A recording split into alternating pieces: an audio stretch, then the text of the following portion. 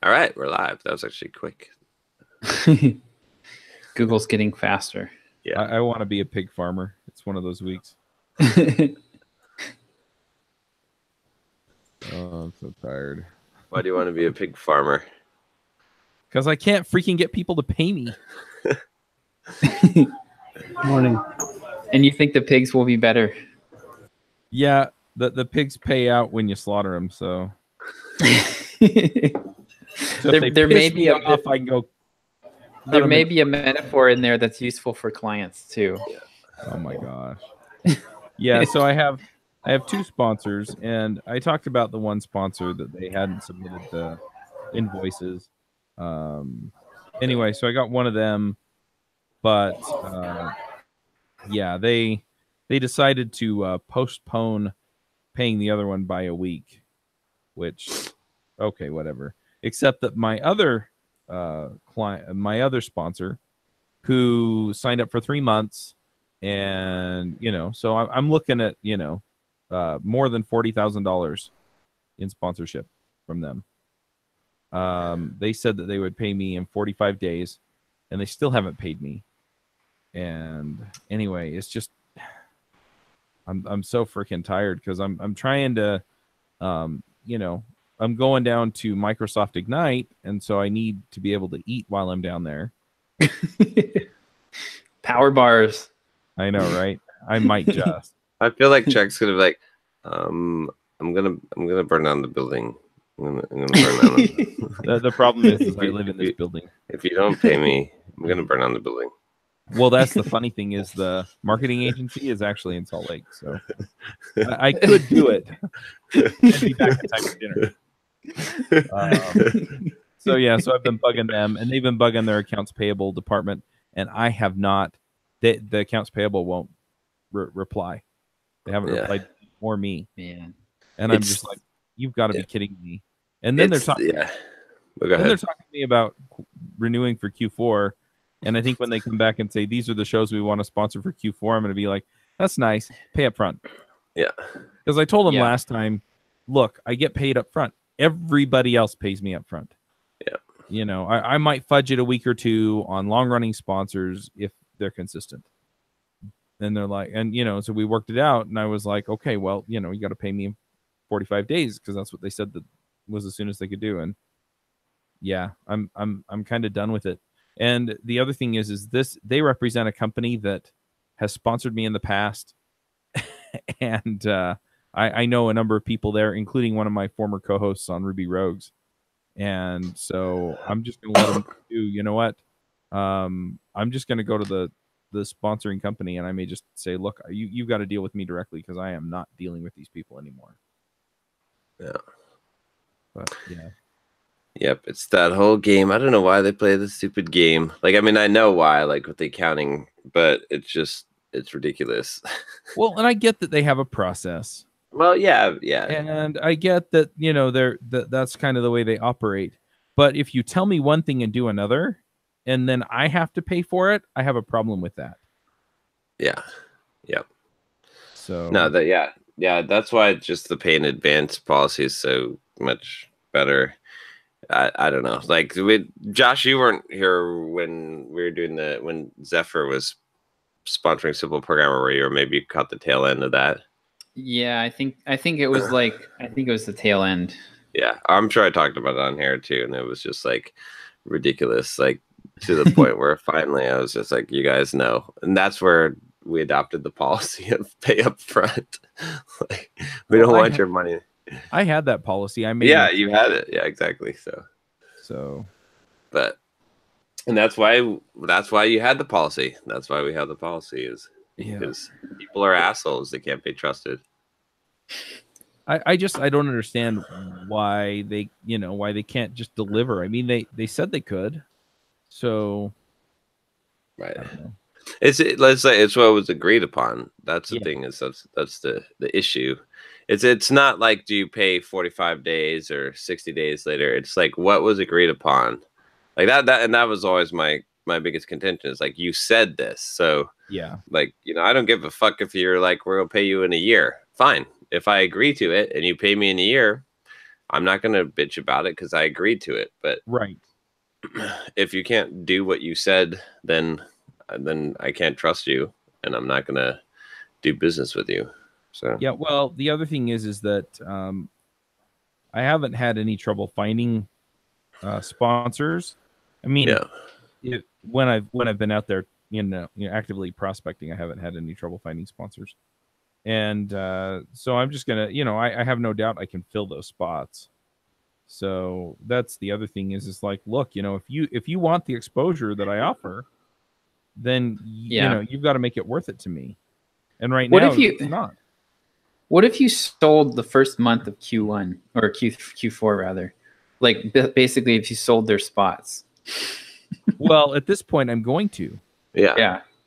And I've got.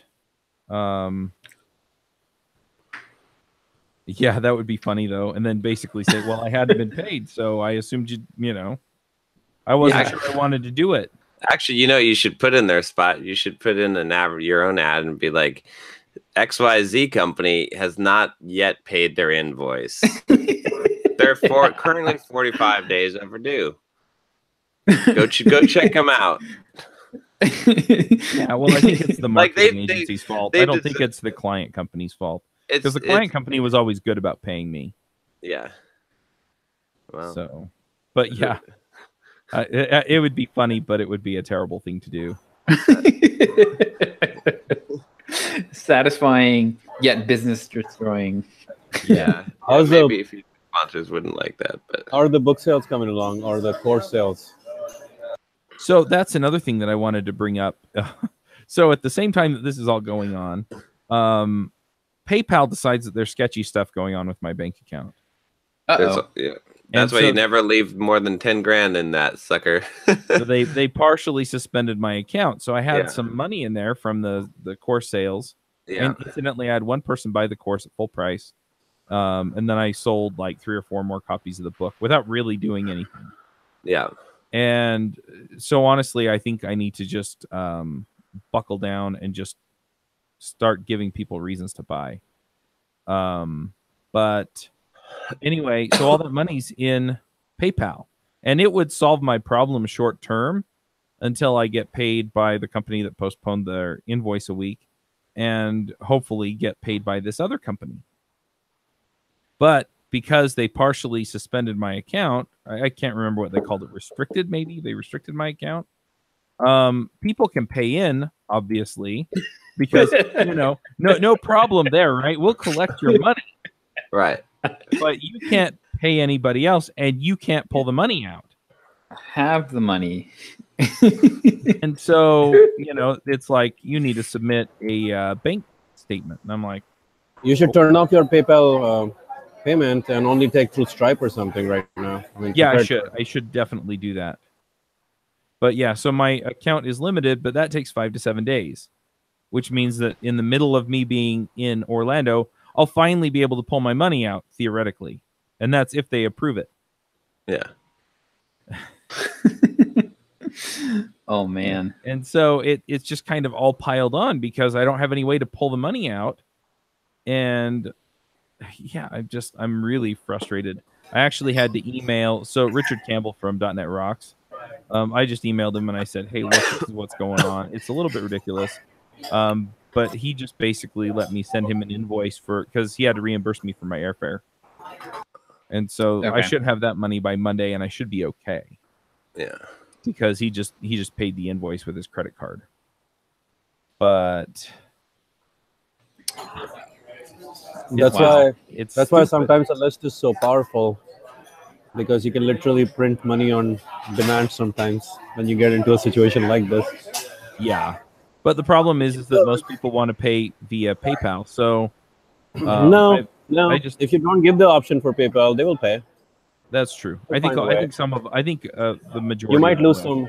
Yeah, you might lose some transactions, but I would say 80% of them will still find a way to pay you.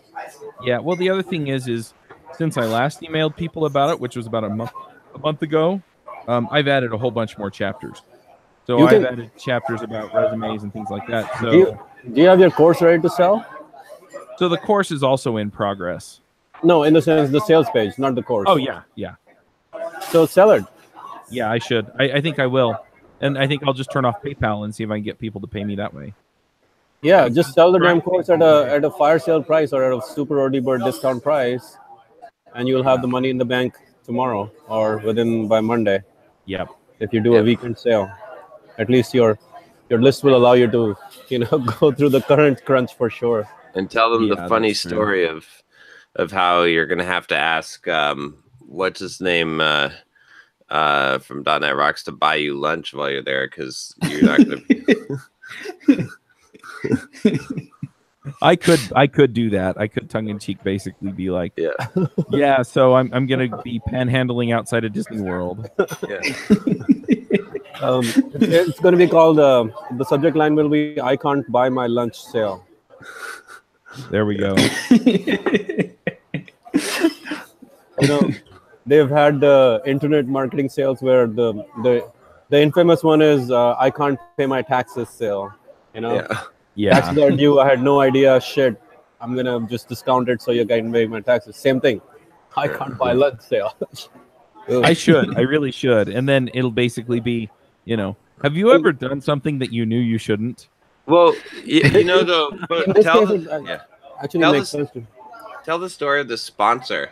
Yeah, that's what I'm saying. Have you ever done something you shouldn't? Yeah, because the thing is, like, the story of the sponsor is great for this because it will infuriate people. Like there's people love a good injustice story, right? Like you know what I mean? They'll be on your side and they'll want to, do something to get to help in the situation, right? It also keeps it from sounding like a charity, like you're begging, right? It's like, look, I should have money. I do not have money. Yeah. Exactly. Yeah. No, that makes total sense. I think I will. I think I'll send that out today. Yeah, and that'll be a good test for your course and the sales page and everything else goes as well. Yeah. But you got to keep it time limited, otherwise people will not buy. Oh yeah. No, I'll turn it off by Monday. You've got a built-in deadline, right? Because you need lunch on Monday. Yeah. Yeah, exactly. I'm gonna be fasting on Monday. I'll go. Yeah, I'm gonna be fasting on Monday for you to pay me by. Tell them you'll send a picture of what you end up eating for lunch. Oh, I should. Based on how many people buy. Or you'll be fasting. What's funny is if you make $100, it'll be a power bar. If you make $500, it'll be a T-bone. Yeah, there we go. How much is your course price point you have decided on right now? So right now the course is available for $500. It is available for sale right now? Yeah. It's not done, but it's How many people have bought it? 1. How many emails have you sent up, Aaron? Like 3. But again, the cart wasn't working, remember? Okay. Oh, yeah. Once the cart started working, how many people landed on the carts? Or how many emails? For the course? Yeah. Well, even when I did that, I sent them a link. Here's where you buy the book, and here's where you buy the course. Right. I think I'm going to send them to the landing page that says, here's the course, and here's what you get. No. How many emails? What I'm asking is how many people... like what was the click-through rate? Yeah, how many people landed on the sales page for... How many clicks went to the sales page is what I'm asking. With a functional sales page. On that last email? Whatever. Functional sale. It doesn't matter how many emails, but functional sales page. As opposed to an object-oriented sales page. as opposed to the page which didn't have payments working. We're just trying to get a conversion. So that would be that last email that I sent then. Mm-hmm.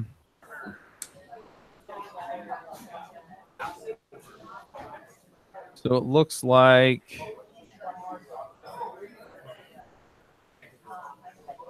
about 250 people. Ooh, yeah, you gotta. Yeah, that's not good. The sales copy on it needs some work, but probably also because there was no urgency. You just said, "Hey, there's the urgency, biggest factor. Urgency. If you just have a timer, and saying the sale expires in, and put that urgency in the email, you'll get a bunch of sales because of that, and your lunch problem will be solved. Yeah.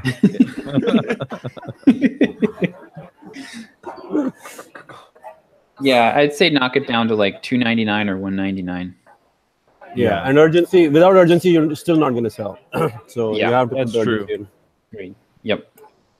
Deadline.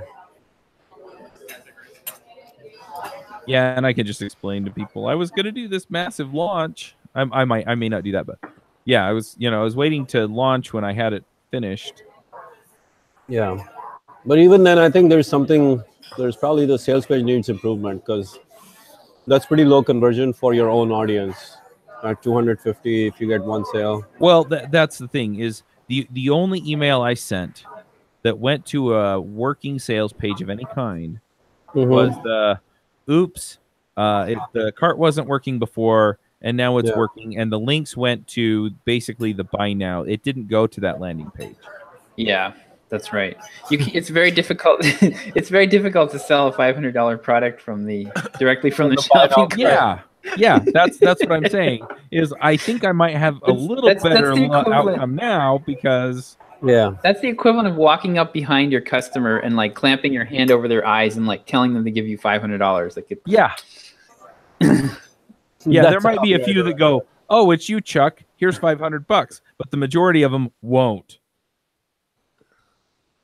Okay, fair. That makes sense now. Yeah, that's what I was trying to say. Is that I have a landing page that nobody has seen yet. It's like half. It's in stealth mode. Chuck's keeping that landing page in stealth mode. Not on purpose. Yeah. So now you're gonna have to remove PayPal from the cart. Yeah, but that's not hard. I just turn it off in e-commerce. Yeah. And put a timer on it of some sort. Yep. And you'll be able to sell a bunch. Yeah, I should put a timer on it. Yeah, without timer, I mean, it's good, but that adds to the urgency. And the urgency should also be in the email, right? That the sale expires, the buy my lunch sale expires by 9 p.m. Sunday night or whatever. Yep. Yeah, and make it. You can make it an odd time. Like if are you taking off for this? Are you leaving on Sunday or Monday? Sunday night, 10. Okay, make it whatever the time your plane takes off. Yeah, right. Yeah. Like so, 8:27. Yep. p.m. Pacific time or whatever. That's funny. Yeah. Because otherwise, when the wheels go up, I will be fasting. Yeah. I'll be living life John style. Yeah, John just wouldn't eat. John would be like, meh, 3 days, I can do that. I can do it. Yeah. No, I love it. I'm definitely going to pull that together when we get off this call. Yeah. And do like 3 emails, or at least, I would say. 4. Yeah. So Friday, Saturday, Sunday 1, Sunday 2. Yeah, I can do that too. Yeah. This will be fun.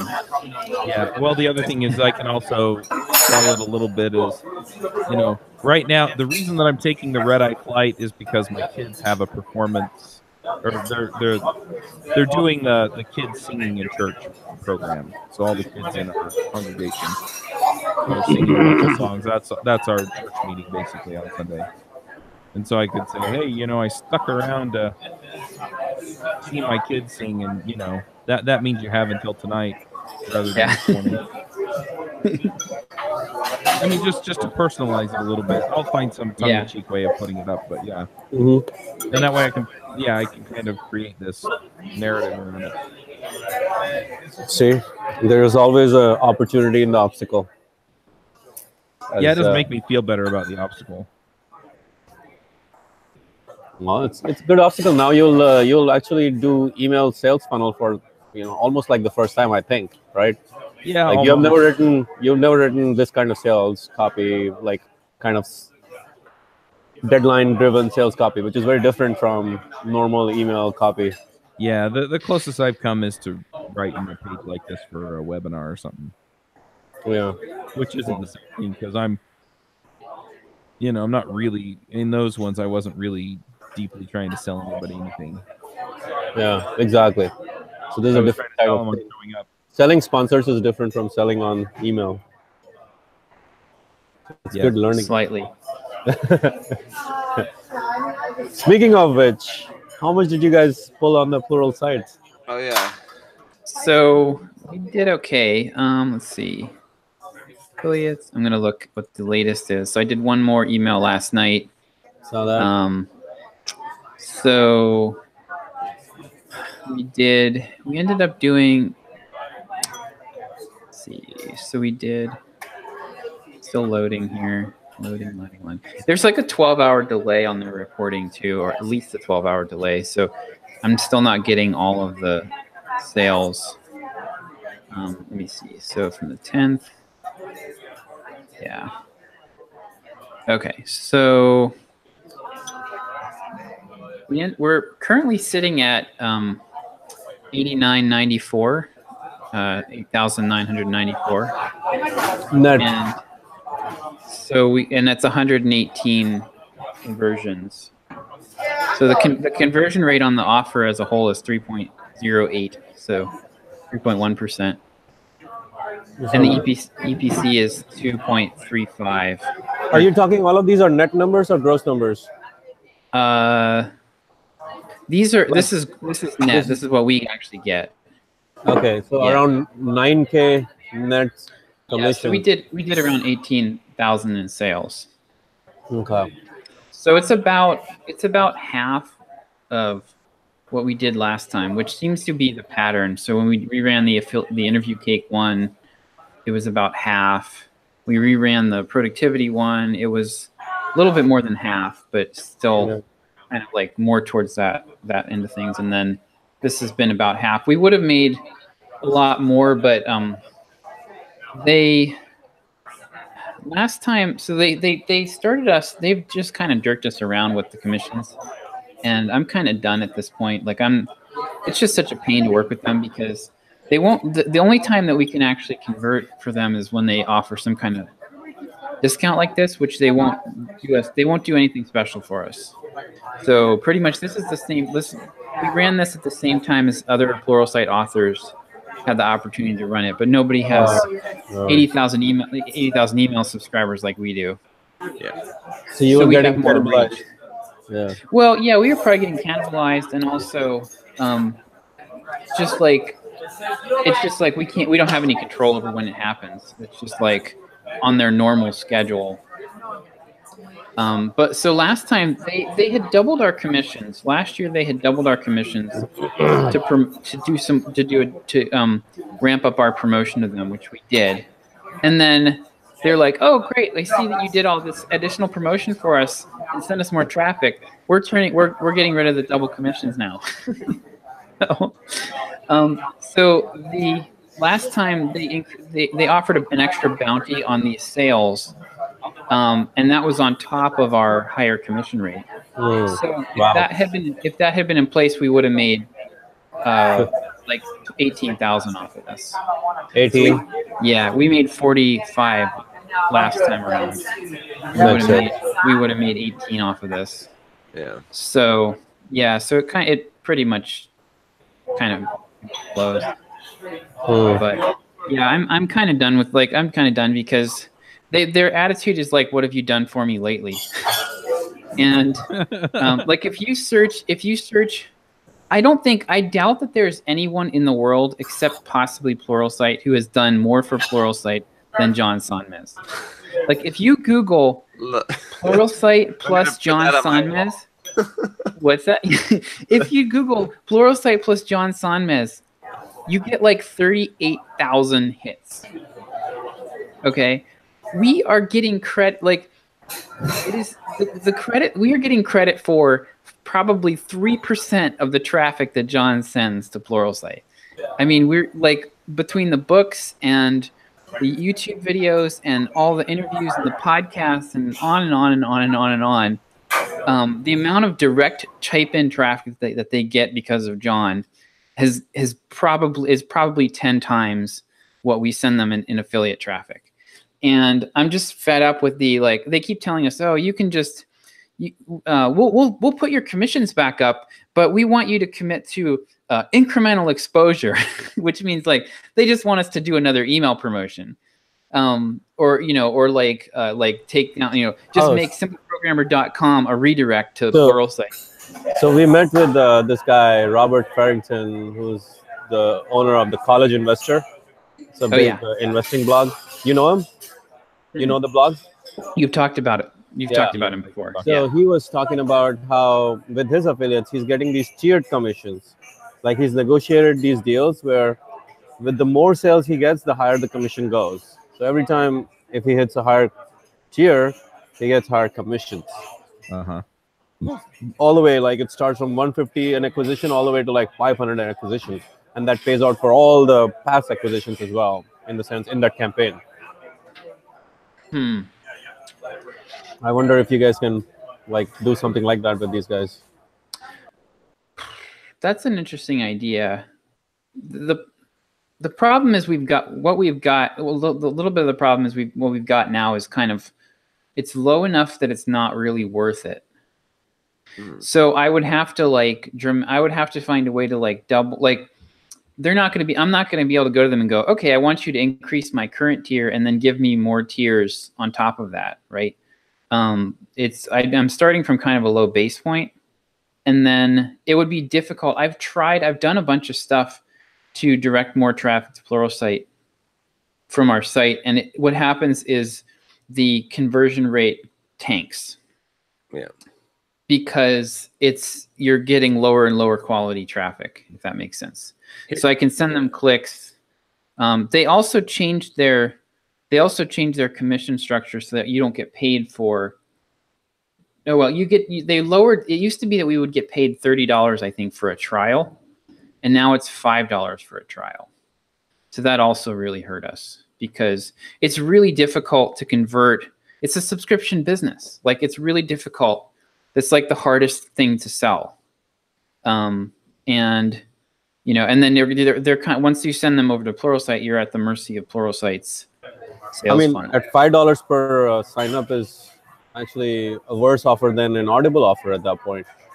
Yeah, exactly. Well, I told the guy, I was like, last month we made more money sending people to Amazon to buy USB mics and Kindle books than we did with Pluralsight. Well, almost as much money sending people to buy stuff on Amazon as we did sending them to Pluralsight. It was like, well, then John, I don't know what happened, but last month our clicks were like half of what they usually are. And he was like, well, you guys didn't promote us last month. And I'm like, we didn't do anything different. It was the same. We send them 3,000 to 3,500 clicks per month. They're using Blueberry to manage their click count. There you go. Numbers.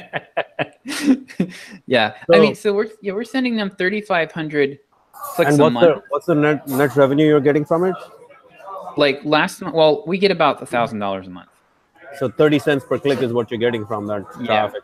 I mean, if they were to buy this traffic, I'm going to go look. I bet you that if you bid on Pluralsight as a keyword, it would be would be like $10 a click. Not only that, you're sending very very targeted traffic. So you're basically giving away shit for free. 30 cents, man. I know. Yeah, I know. That's why I'm actually tempted. Like I was joking, and I'm half tempted to just go in and like I could do this on a temporary thing where I go in and like make all of the Pluralsight links go to Udemy, and like because they're all pretty links. I mean, I could do it, and I'd be like, hey. Yo, Udemy doesn't pay that well either, though. Unfortunately, I know. It would be more out of spite than anything else. But I mean, 30 cents. Send me a list of your courses. I'll make competing courses. You can send them to me. There you go. I like it. I'll pay you better. I promise. And I can find people to make those courses. Of course, Chuck, we'll have to send them straight to your shopping cart, so I don't know if it'll convert all that well. So there's a couple of ways to look at this too. One of them is just to like look and see what the EPC is and what it needs to be, right, in order to do promotion, right? So yeah, like our average EPC with them is 28 cents. Well, like pretty much exactly what Manny said. When we do a promotion, though, like like that EPC for non-promotion is within, you know. When we do with this promotion, the EPC was $2.35, Mhm. which is mediocre for us. Which is the same as what we did probably for the productivity one, right? So- Yeah, it might have been better. I think the productivity one might have been better. Yeah. So I That's think why, yeah. what's our EPC target for doing promotion? I don't know. 350? Like, I don't know. I don't have enough data to. well, really- what makes it a good deal for you, right? Is what 350? Maybe not a good metric though. Like EPC. No, it's Well, no. This EPC is why not a good metric. This is why it's a good metric. Is because you can work backwards from there. Because right, we have the number for the EPC for this promotion, and what we can do is like, let's say that our target is $3.50. We can go back to Pluralsight and say, look, here's what the EPC ended up being. Right. This is we need to generate from our list like $3.50. So there's two ways we can do this. One, if you raise your commission up to X amount, that would have given us the $3.50 EPC on this promotion. So we know we could go forward and promote with that. Another possible alternative would be if you gave us some kind of exclusive bonus, right? Then that even with the current commission structure, if we had that, we probably would have hit this. We probably would have closed this many more sales, right? Or or if we had a custom landing page, or I don't know. But that kind of gives us options to work with for what our target is, rather than just give us more money. Yeah, that's a good point. I mean, that's a angle for negotiation. That's what you're saying, right? Yep. Evaluate different And give us different more deals, right? Yeah. So I mean, I guess this was probably worth doing, but it was pretty mediocre. Probably worth doing, but you have to evaluate if their links are worth anything at that point in terms of putting them on your website at 30 cents per click. Yeah, I don't really feel like they are. And we're like essentially sending people away from our. Yeah, wouldn't you rather have at 30 cents per click? I would want that traffic, right? Anyone would want that traffic. It's targeted traffic. Wouldn't you rather have them in your own funnel, like maybe an email course or something like that you advertise that sells them? It doesn't work that way though, because it's different things. Like we've tried this before where we've run our own ads, and you have to have multiple offerings based on what people want. Yeah. Right. It's the depth of the. It's like if you went into Walmart and they're like, well, fuck. Like people seem to like to buy this toilet paper. Let's just stock toilet paper. Fuck the other stuff. We're just gonna have toilet paper in here. That sells the best. People like the toilet paper. That's not true. I mean, if you look at some of the biggest businesses in this space, they actually only sell their own products. They don't even sell everything. Like they basically sell very few products, not necessarily a lot. Everyone's different. I agree with you. Like Robert Farrington is a different model than some of the other guys. But I think I don't think you guys advertise your community at all. The community is something that only comes on email. But if there was a course, an email course that kind of drives them into the community, there is money to be made there. If that's as long as it's a different angle, is what I say. It doesn't have to be a different product. It's a different angle coming at, you market yourself as one, but the community, I don't think you advertise on the website, do you? Not currently. Yeah, so that probably is worth 30 cents per click, probably a whole lot more. Stuff like, I think it's worth a whole lot more if you guys continue to grow it. Eventually it will be. Right now, I don't think it would be. Not even 30 cents per click? Mm-mm. Dude, you gotta be kidding me. Because I mean, like it's an email sale. I mean, I can only sell it through email, and I can only sell it. I tried an experiment where I have the wait list, right? And so whenever I promote it, I'm sending people to a landing page that has a join the waitlist pop-up form, and then I for a while I set up a thank you page where I was giving people. I said, like, fill out this form. If you want to join right now, like this is a waiting list. If you want to join right now, fill out this form and I'll consider, I'll look at why you want in and everything. And I had probably 40 people or 50 people filled out that form and nobody ended up buying. So right now, the conversion rate, we have 220 members out of 82,000 email subscribers. So it's such a small number at this point that to get a sign, I probably would get one sign up per 1,000 or one sign up per 2,000 at this point. So it's not really worth it.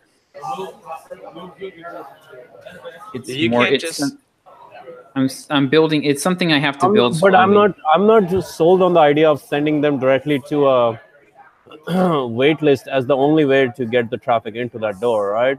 You can also sell them through an email course saying what is the fastest way to fast track your career, and then put them through an email sequence that educates them about the community, and then sell them on that at the end of it through a deadline funnel or something, and you'll start to see your conversions precisely as to where they are, what percentage are buying or not buying. You only have 3 days, automated conversions, automated deadline funnel. Which is fine, but you still can't click jack your own links. Like, it just doesn't work because most of the links that are pointing to Pluralsight are saying in this Pluralsight course, right? Like, it's not like they're right. You know what I mean? So they're specifically, or the blog post involves something about Pluralsight, or it's about Pluralsight, or at least about a specific technology. Like it's like, learn about doing continuous integration with Jenkins. Yeah, that makes sense. What we could do is we could look at, for example, some of the ones that are generating the highest number of clicks. Like if we're sending them 3,000 clicks per month, what we could do is we could look at how to better convert those clicks by sending them to an email course or a landing page that says, when you sign up for Pluralsight, we'll give you $20, or we'll give you a copy of this book, or adding something to the deal to greatly increase the conversion. We could do something like that, or we could, as Chuck was saying, create our own course which most of these are my courses on Pluralsight anyway. So that's probably not the best idea, but we just can't take the traffic and send it somewhere else. It just won't be as effective because it's not what it's like. Someone's they're searching for this book, and you've got that link to it, and then when they click the link, it takes them to somewhere else. Like, hey, you should read this book, this other book, or education in general is good, Or maybe Josh can course jack it. Josh can make copies of your course as Josh, the author of the courses. Put them on your library. I'll just transcribe. I'll have the videos transcribed, and then I'll just lightly edit the PowerPoints, and then I will just do a reenactment of John's course. Exactly, and put dramatic reading on the simple site, not Pluralsight. Yes. Yeah. At this point, you can click on the. I love it. But yeah, Josh, I was wondering too, just with the whole promotion, I was wondering what if we had offered people $20 additional off, just out of our own pocket, out of our commission, if we would have had a higher commission overall. I doubt it. So would something like that would have to increase our conversion rate by 20% to pay off. Mm-hmm. And that's a pretty tall order. So that's going from 3% to 4%. And it's only an additional, it's only $20 off is only, for the customer is only going from $199 to $179. It's not a big. Yeah. I think the dollar amount usually matters less than especially if you're within the pricing breakpoints. I think that the dollar amount matters less than the fact that there is a sale, a discount. Yeah. What if you had offered one of your own courses as part of the deal? As a bonus? Yeah. Well, we kind of did that. So we had that bonus video with John. we could try doing it with like How to Market Yourself or something where it's like he has a huge, pretty large dollar value. I did that with the membership last time around, and it definitely bumped the price up, or definitely bumped the conversion rate up quite a bit. Yeah. Also, I was thinking about another way of like promoting your membership would be to give a voucher to your existing customers of a course and say, hey, you guys get this $50 voucher for the next 6 days, 5 days, whatever, for our membership because you have already bought this something course. So then that's actually, I really like that. Actually. That's a good idea. Yeah, that's a good idea. Yeah, because then it's like convert your course purchase into a membership kind of. Yeah. Like an upgrade opportunity. Yeah. I like that a lot. I might have to try that next time, or maybe before I do my next membership push, I could try that. Yeah. Well, that is a membership push. Well, it is, yeah, but I could still do I could split it and do like customers versus non-customers. Right. Yeah. That'd be interesting conversion numbers to watch. I guess we would just have to make because currently the membership is only $99, so I could end up with a bunch of people that are effectively getting it for free. No. You give them a voucher, like say for $40, $50 or something. Yeah, like a half price. So they get in, and then they're on the, then they're in the annual membership. Right. Yeah, I like it. I'll have to do that. Yeah, I'm kind of thinking that what I'm going to do though going forward is I'd like to, I don't know, I think I want to kind of try to, I guess I'll still do my one affiliate promotion a month, but if I don't do one, I'm not going to I'm going to emphasize the affiliate promotions less. What I would prefer to do would be, I have an ebook that I got from Jonathan Stark. So Jonathan is was he ever on the Freelancer Show, Chuck? Yeah, he's a regular on the Freelancer Show. Yeah, still, yeah. I believe. So he helps developers who want to get into freelancing, and he's got this really good book called The Freelancer's Roadmap, and it's like a 100-page book, and it's basically it's like all the stuff we talk about on this show. It's like a very condensed version of what you need to know to market yourself as a freelancer and get set up. So I got him. I'm going to give that away to the members free. Like I negotiated with him so that we're going to do a one-time offer for his book to the list. Normally he sells it for $49. We're going to sell it for $29. And then that's going to basically be a royalty fee. I'm going to split that with him. So it'll be an affiliate promotion, but I'll be sending people to our shopping cart, give him half of it, and then I will get half of it, and we'll be able to give away his book to our members. So it'll become another resource inside the membership for people. And that way I can kind of start to build a library of resources for the members while also doing some affiliate promotions. So we're generating some good one-time sales once a month to supplement our income. So I want to try to do more of that and less going forward and less of the affiliate. So it's a little bit more of the AppSumo model that we've talked about versus a pure affiliate promotion. I think I'm going to try to in the future try to go more in that direction. That makes sense. AppSumo is all affiliate promotion. What do you? Well, how do you... yeah, it kind of is, but you're also buying from them. Like you're going, like they negotiate the deal, then you buy the deal from them versus me sending someone to someone else's site.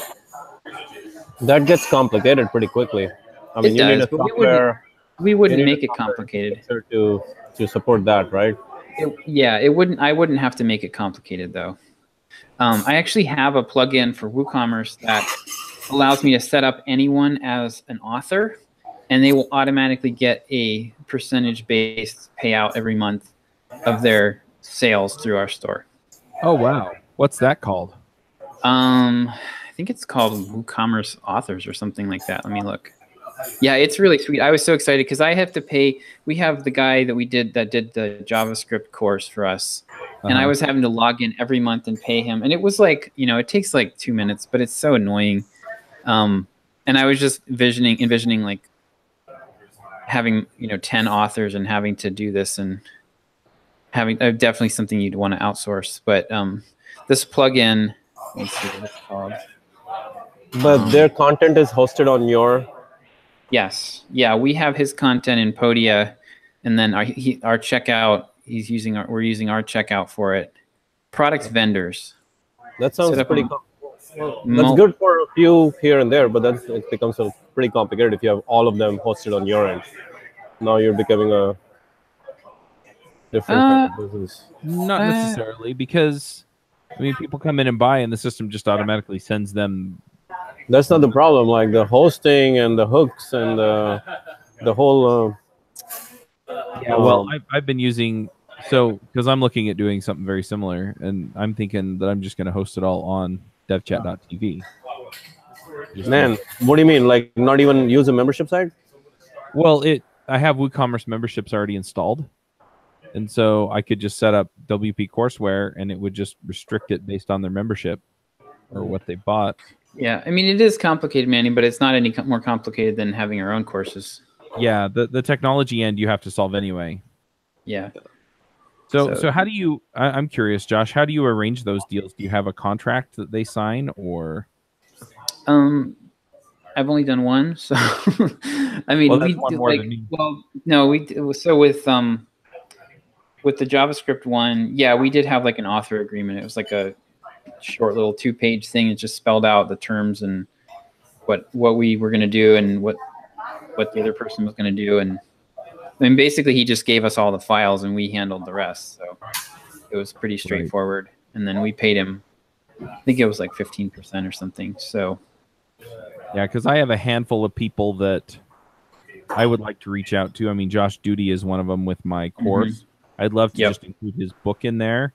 And so if I can set up an vendor, blah, blah, blah, whatever, right? And so whenever somebody buys it, it just gets that cut sent to them automatically. You could do that with this. You can split up a product with multiple vendors on it, I think, and then just pay them a percentage.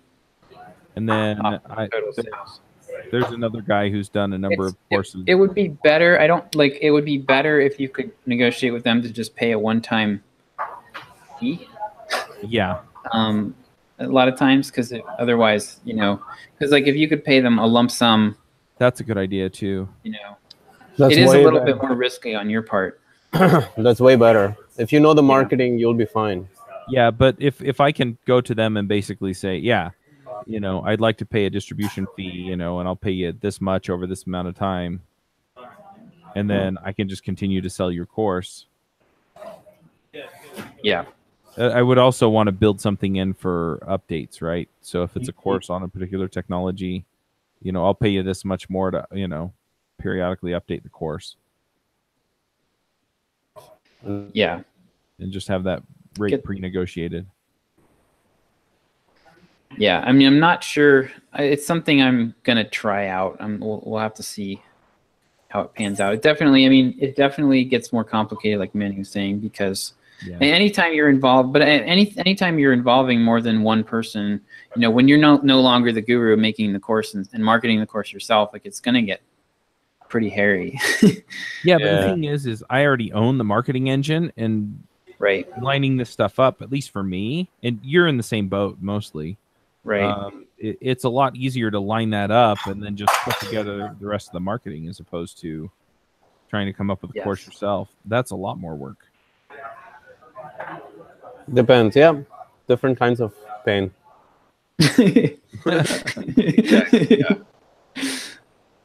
Yeah. Manny the skeptic. No, I'm not skeptic. This model is the Pluralsight model, or even Dan Fagella, who's done it. I don't know if you heard that interview. I keep talking about that interview that I sent you guys earlier. That's a really good interview. He talks exactly about that. He basically started bringing in new instructors into his martial art thing.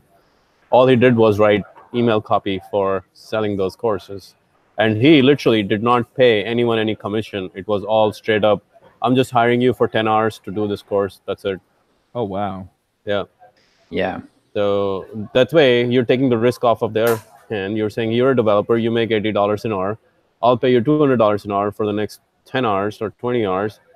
Do this course for me, and then we're good. I think that the problem with that in our market is that, well, with specifically, so he had a, you need to have a really finely tuned machine for creating courses, because most people, so it's different. Like if you're a martial arts instructor, right? You're used to standing up in the front of a room, teaching people how to do stuff. So you can just kind of do your thing.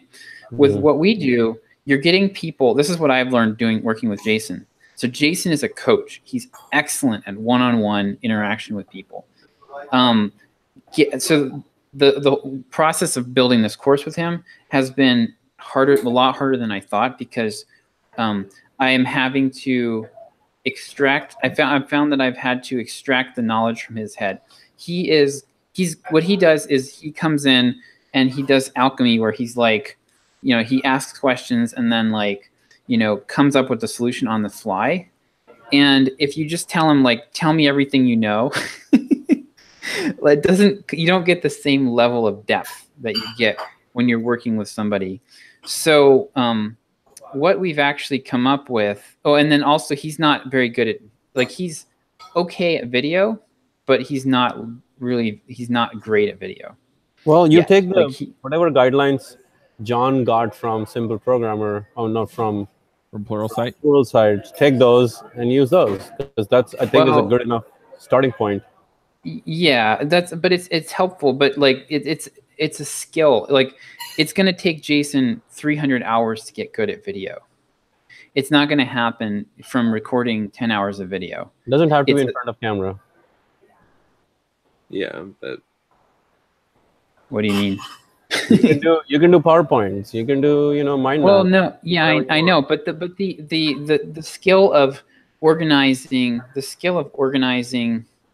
the content into a video friendly format and then being able to present it in a way that's engaging is much more difficult than I anticipated.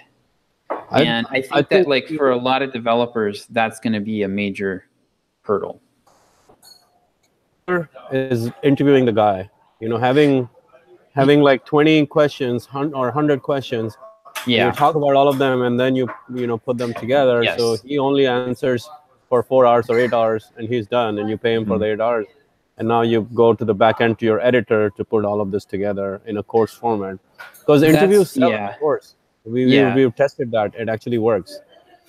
That's the direction I think we're going to have to go with this. So what I've done is I had him. So my initial idea was like, okay, Jason, I want to do a 21-day course. I want to do like 5 to 10 minute video lesson every day, where we give them like an important concept and then they have an exercise to do at the end, and they do that every day for 21 days. Complete train wreck. Like it was just not clicking for Jason. So then we switched the format. And we were like, okay, here's what we're going to do. We're going to do weekly webinars. Okay. So every Monday we'll do a live webinar for 60 to 90 minutes. I will interview you, Jason, and it'll be more of a live interaction type of scenario where he's really strong and comes across really, really well. And then we'll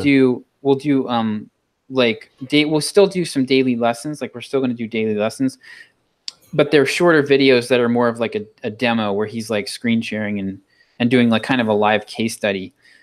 Even with those, I found that he was doing pretty well, but it wasn't like the depth. I didn't feel like the depth of his knowledge was coming out. So what I did was I actually went in and watched his videos, and then I created a written lesson from the videos that basically summarized everything in the video and summarized what I've learned from talking to Jason about that particular part of the topic. And that seems to be working really, really well. So the videos have almost become more of like a rough draft or a brain dump. And then we're translating that into a written format. And that actually seems to be like it's working. Have you guys pre-sold this course?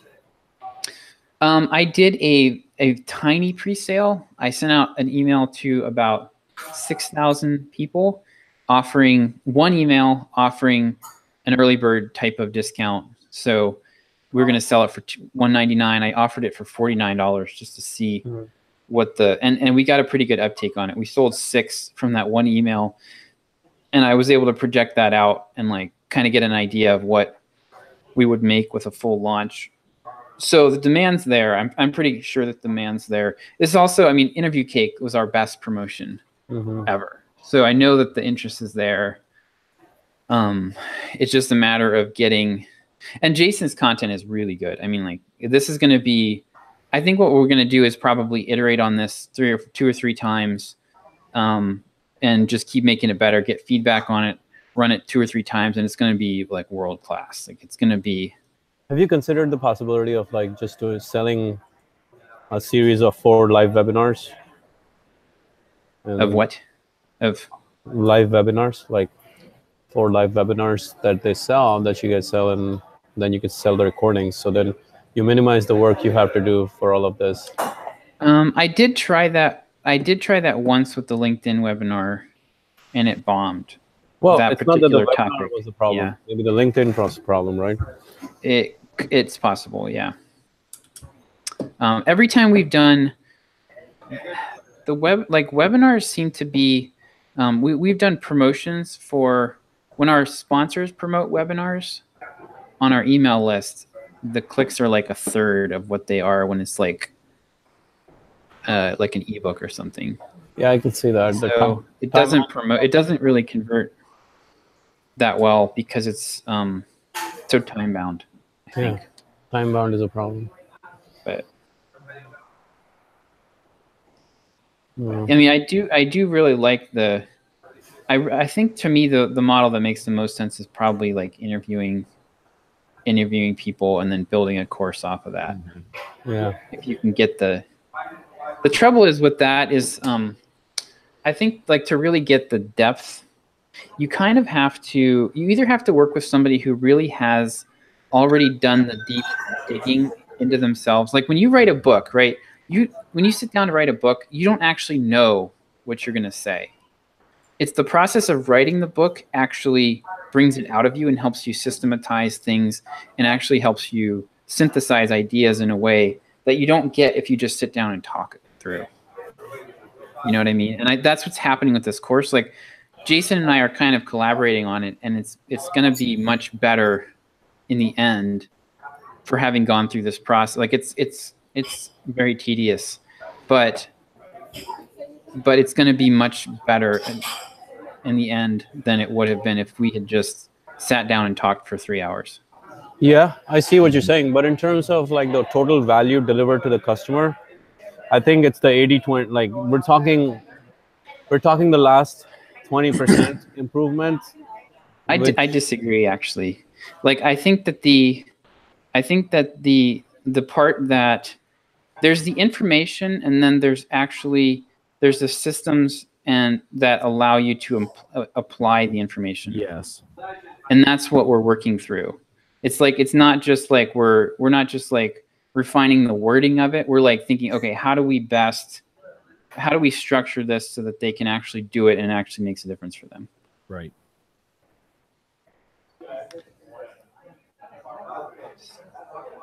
But it's been a ton of work. So I'm really we'll see. We're going to launch it next weekend, basically. So we'll see how it goes. To the whole list. I will say that I really do love the idea though of paying somebody for their time, essentially. Mm-hmm. Get somebody who's done a bunch of workshops on a topic or something, and then just pay them essentially to show up and teach it.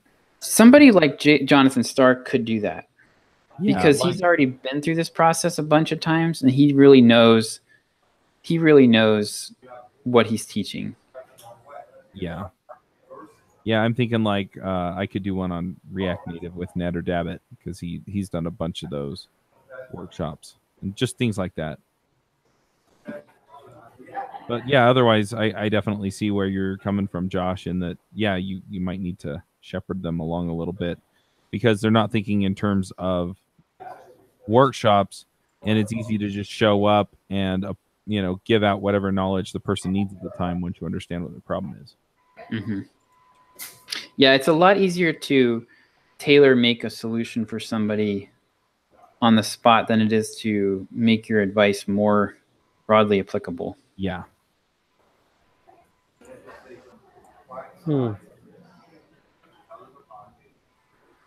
So, but yeah, I've been doing, so I spent a big chunk of the last week interviewing his former students.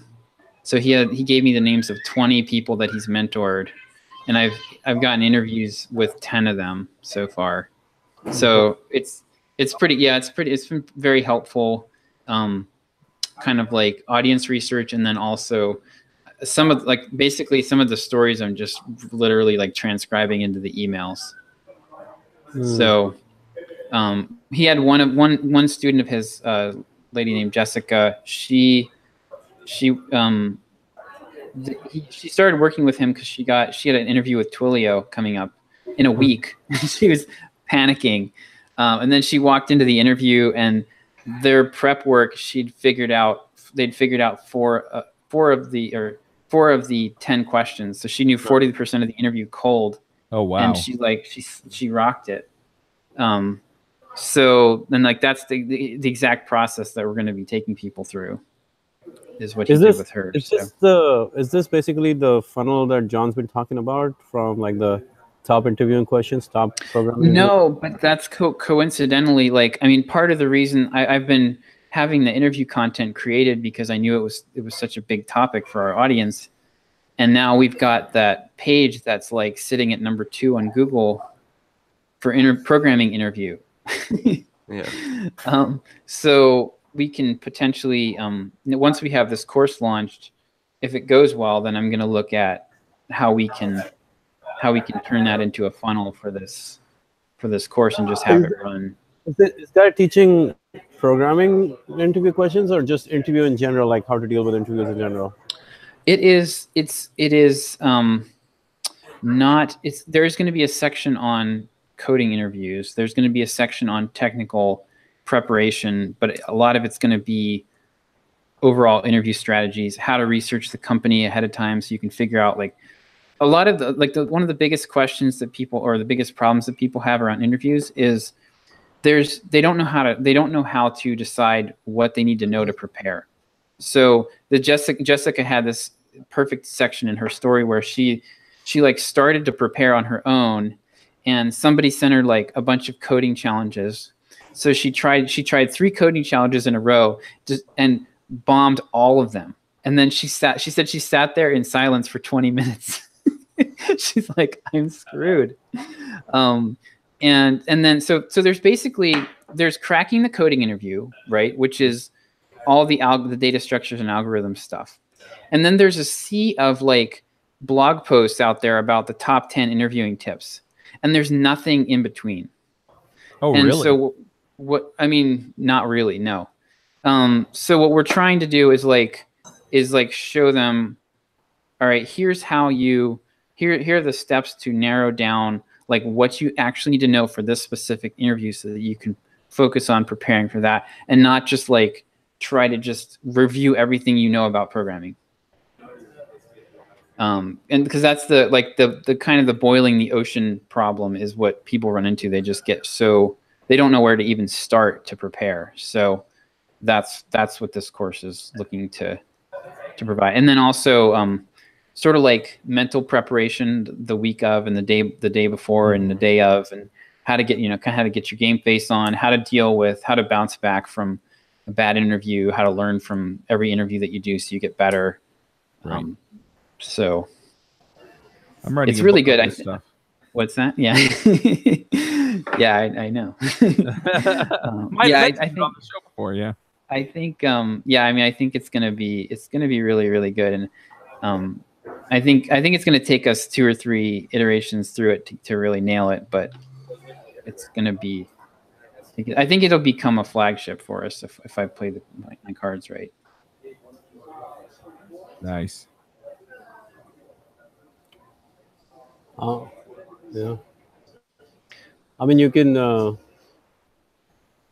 still sell Jason's services while you make 50% of it or something like that. Mm-hmm. Commissions.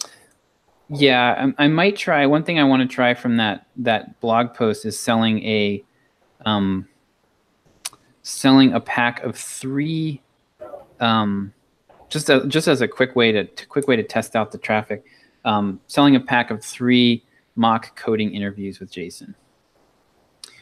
Probably only 20% of the people will ever use even one of them.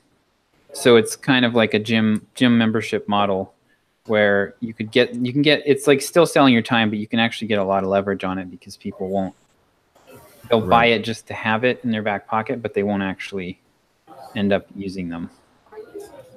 Yeah. So I might try that out. Yep. John's awfully quiet. He's preparing for some interview questions. Yes. I'm dying after this. I don't know what it is. Like, I'd signed up for a marathon, so I've been running my ass off. And then I got sick. Yeah, I don't know why I signed up for another marathon, but I've been running like 50 miles a week. I've been. You tried garlic, chewing raw garlic? That'll wake you up. that sounds so. No. Never mind. It's pretty hardcore, but you only do it before you go to bed, and it helps with the cough, for sure. Oh, okay, yeah. Yeah, the cough hasn't been too bad. Also eliminates any and all marriage problems you may have because you no longer have a spouse. Eliminates any problem on me. How was Thrive conference? It was good. We met Jesse Itzler, so that was cool. That's like the highlight of the. Yeah. Do you guys know Jesse Itzler? Oh yeah.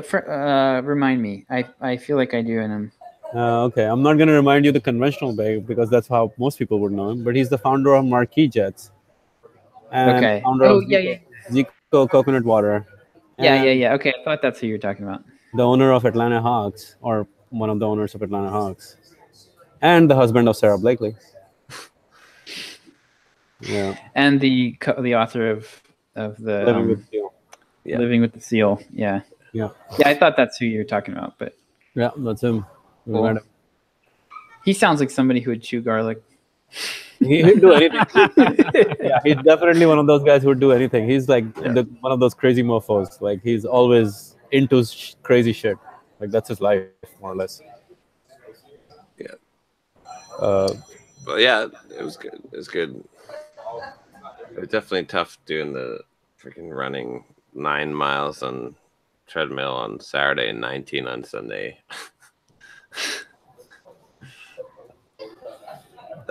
I'm pretty wiped out. So I got to do 10 tomorrow and then 20 on Sunday. Yikes. Yeah. Fun. I don't know why I signed up for this shit, but. Oh, did you guys see Create Space is finally merging with KDP with Kindle? What is that? Any idea what it's going to look like? They're going to move the books over, and supposedly you'll have all of the good stuff about Create Space on the Kindle, one place to manage it, and you'll be able to actually use the Kindle paid advertising for print books. Okay. So that could up our print book sales because we could use paid advertising there. And essentially, I guess that would just give us 2 slots in the paid to sponsored books. So when's your book coming out? Which one? Bulldog Mindset. Once I read it.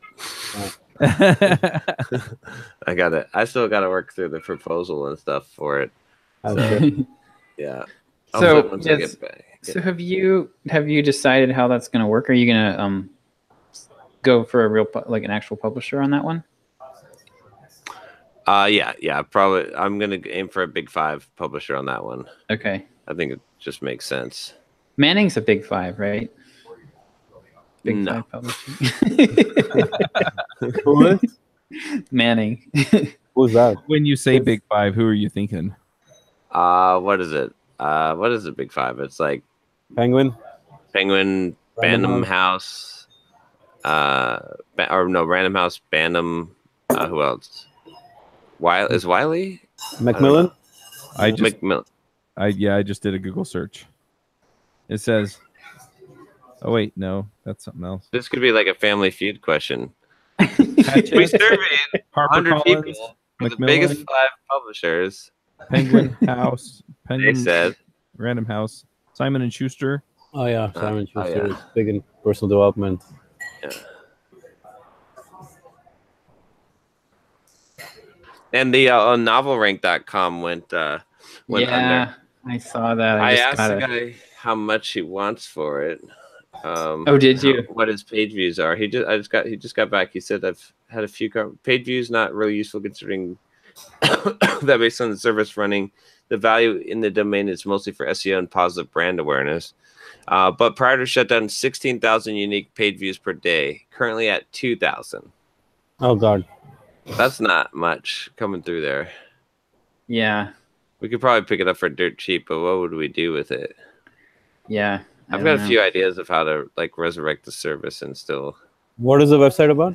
I mean, it would make sense. Like if you had a business around like helping people launch their books or something, that would actually be a great domain name for that. Yeah. But yeah, I don't really. I kind of that is a very good cautionary tale on like building your business, building a huge business on something, or building your main business around something that piggybacks off of somebody else. Yeah. What are you guys talking about? So there's this service that we use to track the price of the sales of the book called NovelRank, and it was they were able to pull Amazon API data and track sales on product. So we were able to see it was way better than Amazon's reporting, and you could see trends over time and everything. And he just got a cease and desist letter from Amazon saying that he's improperly using the data, and they're forcing him to. So he was like, in the email, he's like, "I know you're probably sad about this. Like, this was my entire business and my entire livelihood, and I'm not happy about it either." So it was like, oh man, that's just That sucks. yeah. That sucks. Yeah. It's- I mean, they shut down his affiliate account, so it's like, I don't know. There's ways around it. Like, Well, I Well- think they shut off his access to the data too, though. The data, yeah, that's the I problem. don't think so. I think they just shut down his affiliate account. Well, he's illegally using the data, so he can't. Oh use well, the data. it says as well as our API access. So Yeah. I Yeah, mean, so- it was through the same account. So This is kind of like, I mean, it's kind of like, building. It's like building a business that's like works off of Twitter's API. That's like your whole business is a tweet bot thingy that works off of Twitter's API. Like that's just, you're just waiting to get slapped. Well, and Yeah, Twitter man, but, actually did I mean- shut down some of the Twitter Yeah, they clients did. that were out Yep. there. a few I mean, years ago. They massacred them. yeah, Yes and no, because I mean, shit. Like, there are people who have built really big businesses off of someone's data and APIs, and they've been able to Yeah. survive that window where they made their money. This guy probably kind of wiped out before he was able to do that. Yeah, but the thing is you're one step away from them deciding they don't want you to do that anymore, and then Yeah. they I mean, that is happening on Facebook ads every fucking day. yeah, Yeah, exactly. Yep. yeah, Yeah. It's But like if people your are entire business runs off of Facebook ads, like that's, But people still making millions and tens of millions on Facebook ads from Black Hat and walking away from that. yeah. But this guy's trying to make an ongoing living on it. And Yeah, that's the he's thing. fucked. There's a way to make this work though.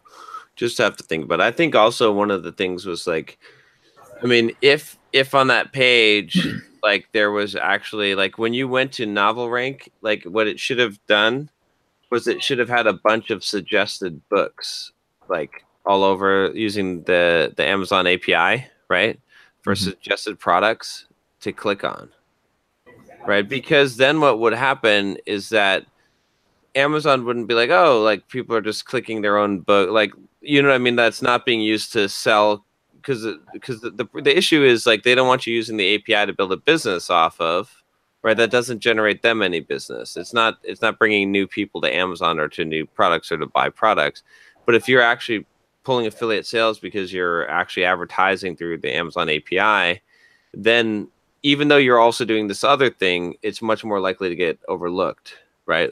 So if I were to, that's how I would bring it back, is to do something like that. Yeah, I don't know. I think there's a few other things that you could do. You just have to brainstorm it. What's he gonna? Man, that sucks for him. But then it's also similar to. You can make the argument that anyone who's building a business on any social media borrowed land is in similar situation. Anytime Twitter can come down on you, or Instagram can come down on you, or YouTube can come down on you, and all those things can just shellac you, and you're done for no good reason. For no good reason. We've seen this before, right? Yep. Facebook is basically like Facebook fan pages and all that crap is like up to nothing now. What used to be like big driver of traffic. Who knows when YouTube says, okay, it's all pay per play, or Instagram says, oh, it's all pay per play. The important thing is to just remember that basically, anytime you're living on borrowed time. Yeah. Anytime you're building off of something like that, where it's like Twitter, any of the social media platforms, the joyride's going to come to an end. So you've got to be feeding it into something that's more durable. Yeah.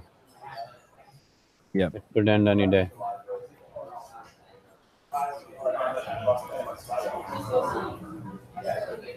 Anyway. Like Alex Jones. Yep. Yeah. Do we want to get into but politics on this one? He'll be able to write a new book, and that Right. yeah, he's writing a book right now. There's no doubt about it, right? I mean, that's the first thing that you're doing in this case, and that will be like #1 New York Times bestseller for sure. Like that'll be, he'll do fine. The whole thing will end up being a net win for him, right? As long as he's smart, which he is. So you're making a big assumption there. he'll make a lot more money than this. Yeah. Anyone who reaches that level of success is always way smarter than you think. Always. He's a really good example of. He's a really good example, though, of someone who didn't put all his eggs in that basket. I mean, like, sure, he was diversified on all the different social media platforms. Just not in the message. They all shut him down. Yeah, they did, but he still has his website. He still has his email list. You assume he has an email list. He can publish books. I'm pretty sure he does. Let's go to his website. Check it out. Infowars.com. Let's see. Dude, just because we do email marketing doesn't mean everyone knows there's a newsletter. Yeah, I would be surprised if he didn't have half a million people on his. Josh is like tiptoeing because he's already on his newsletter and he reads his newsletter every single day. No, actually, no, I don't. I am not tiptoeing. I'm a proud conservative, but I think that he is. I do not like the conspiracy theory stuff. I think that is way off the deep end. So, Josh secretly reads all his emails and survival life emails. Oh man, I had a couple opportunities to get into the survival niche, and I deliberately did not do it because I'm like, this will screw with my head. Like, I could definitely get sucked into writing copy. There's a little bit of prepper in me, and I could definitely get, if I allowed myself to go down that path, I could definitely be in the backyard digging a bunker. Just like it could dude, you could go to his store, and the first thing is preparedness. Survival life. That's what they sell, man. Yeah. There's something about conservative and survival. It's like very tied together. Yeah, I think it's a lot of it is the self-reliance. So not wanting to be tied to anything. So preparedness. Yeah, you can see everything. Freeze dryer, seed center, water filtration. Man, he might be one of the biggest affiliates of Ryan Dice and Survival Life. or was. He still might be. I mean, he probably Yeah. his traffic on the website has probably gone through the roof now since the last whatever happened. Yeah.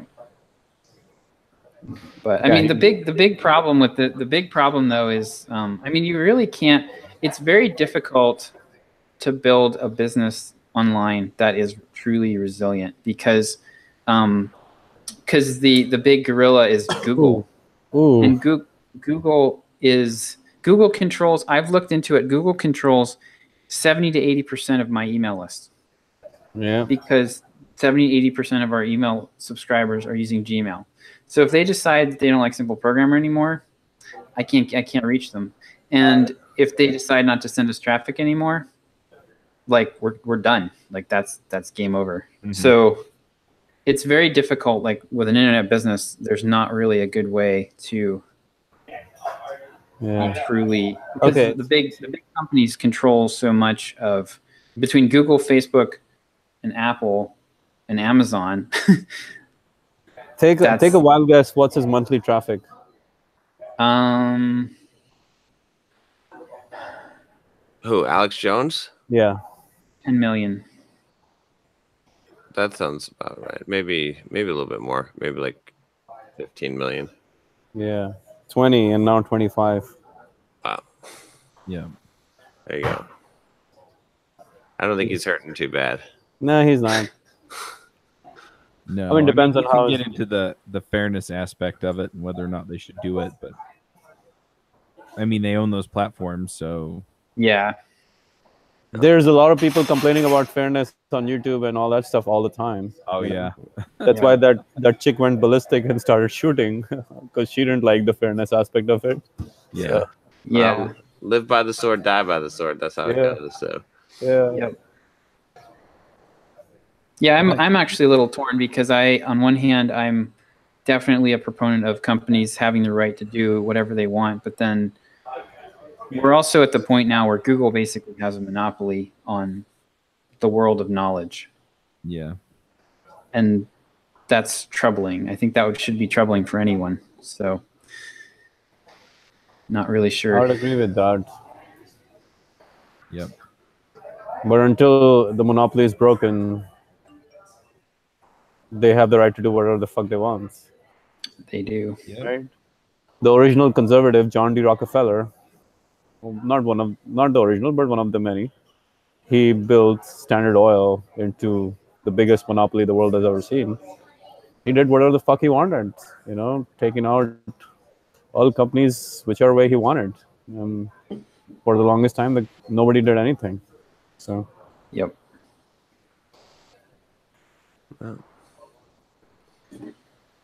Thoughts? Yeah, we should probably do that. We've kind of veered into that direction already. Yeah. I started doing Pomodoros again this week. I guess that's my thought. So for me, Pomodoros are most useful when I have a big project that requires a lot of thought that I don't want to do it. Yeah. So I have the sales page for the launch that I've been needing to get done. And I've been putting it off.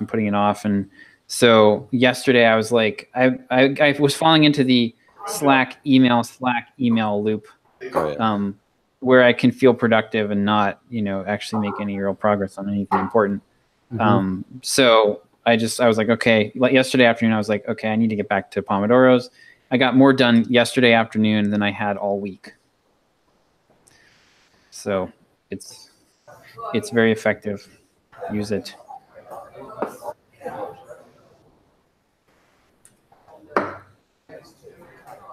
I'm too tired to think, so. Let's see. I'll make mine. This was kind of similar to what Manny and I were talking about on our airplane trip over to Thrive, which was this idea of having the why. But I'll be more specific and say like have an exact why, right, or a near term or immediate why, a purpose for doing a thing. So when we were at Thrive, when I was in Vegas, and I was like, deciding whether or not to run the 19-mile run on the treadmill for 3 hours and 40 minutes, right? I think had I not been preparing for the marathon and had a schedule that said this day you need to run 19 miles, I think I probably wouldn't have run the 19 miles, right? I might not have run at all. I might have like said in my mind, like if I were just saying, well, I'm going to run a marathon, I'm kind of training for it, and when I'm ready, I'll run one. Or if I said, I'm just doing my running, and today I'm supposed to run, so many miles. But because I had a schedule that said today's workout is 19 miles, this is what you need to do, it made me do it, right? And so I think under other like that was a powerful enough like immediate why to force me to do something when I was getting sick. So I was sick pretty much, and I was tired, and it was just like horrible circumstances. Like it was like 9 o'clock at night, and I had to run for 3 hours, almost 4 hours. But I did it simply because the schedule said this is what you need to do today, and so it had to be done. And so sometimes just like having something like that is enough to, again, I think it kind of relates back to what you said with the Pomodoro. Is some of the reason why that technique is so effective is because you know exactly what you're supposed to do right now at this time today. It's like, I'm supposed to get these 4 Pomodori done or whatever it is, and this is the task. And so if you subscribe to that and you believe that, then you're more likely to accomplish that. You're taking the judgment and the willpower aspect out of it largely. So that's my thought.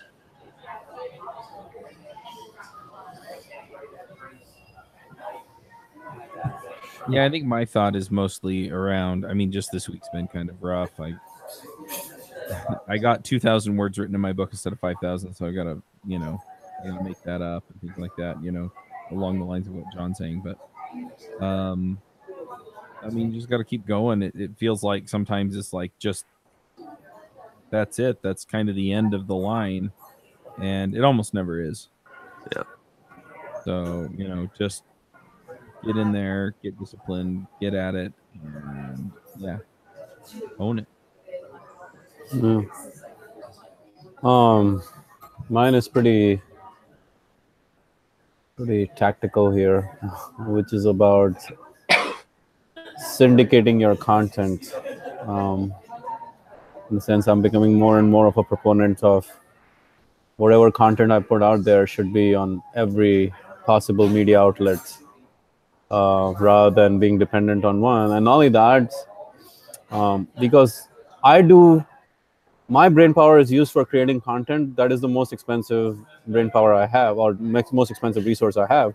Now, if I can hire people to syndicate and do all the work at much cheaper price, that's like a really high leverage point compared to whatever I can try to do it all by myself. So when my content, like if it's YouTube content that becomes a podcast and becomes a blog post and becomes a infographic or becomes a Instagram or tweet or whatever, that's working.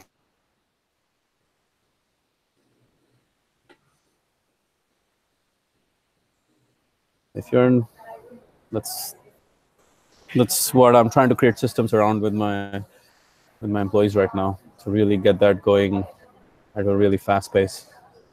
So I feel almost in some bringing in double, triple the returns of what just YouTube will do for me. I know it's hardly a thought; it's just a rambling at this point, but that's all we all do, really. So, and my other thought is that Josh is getting in the book summary space without us knowing about it. Already got books lined up. Manny, I was just telling you what I was trying to say when my mic wasn't working was that I just do what everybody else does, which is I buy them and stick them on the shelf back there, and don't read them. So you're safe. You're not gonna do here in my garage. I was gonna say, Josh, that's a pretty weak library right there. Yeah, I know. Well, yeah, I've gotten rid of most of my. I read almost all those books back then. But yeah, that's my library. I've spent $10,000 on that library right there, and it's the best money I've ever spent. I can't even see what books are on it. So. You know what he likes more than anything else? Knowledge. And that's all the knowledge he has. You could put all of the knowledge I have in 8 books. 2 of them are John's. So I was going to say, are they short books? They're copies of the same book in different formats, in different languages. And the crayon pictures are awesome. Yes, they are. All right, guys. All right. Yeah, next time, or I think I might be gone because I'm going to be in Orlando. So, and Chuck will be in Orlando probably. I will be in Orlando. I will try and make it because I don't fly Okay. out until Friday afternoon. So Hey, Okay. Chuck will be in Orlando only if he makes the sale happen. Right, exactly. True. no. I will Chuck be in may just be Orlando. really Whether or not hungry. I'm eating, that's another. Yeah. Anyway. He may just be really loopy and hungry. Yeah, So, honestly, it's like, hey, come here with you with the peanuts. Yeah, I'm gonna need some pretzels. Give me the pretzels. Keep it coming. Keep it coming. Keep it coming. Keep it coming. yeah. I'm sure at the conference Yeah. there's always some sort of free bars and free food, you know. Well, the Energy conference usually provides lunch. Listen, bitch, give me the pretzels. I ain't got time for this shit. Give me the fucking pretzels. Or you're gonna have to sit down. My emails didn't hit. What the fuck? Yeah. All right. Well, I'll be probably like completely. Well, actually, I might not even be here because we're closing on our house. Or we're selling. We sold our old house. We're closing on that on Friday, and then, that's also like the day before the launch. So, I will probably be stressed out beyond belief. So no meeting next Friday then? I don't know. I mean, let's say yes for now, and then Yeah. if I can't make it, then that would probably be the straw. Or we can do it on Monday, the week after. We could do it on Monday, and then I could talk about the lunch. Yeah, Monday, I will be in Park City. October 1. Okay. All right, we'll figure it out. All right. All right. See ya.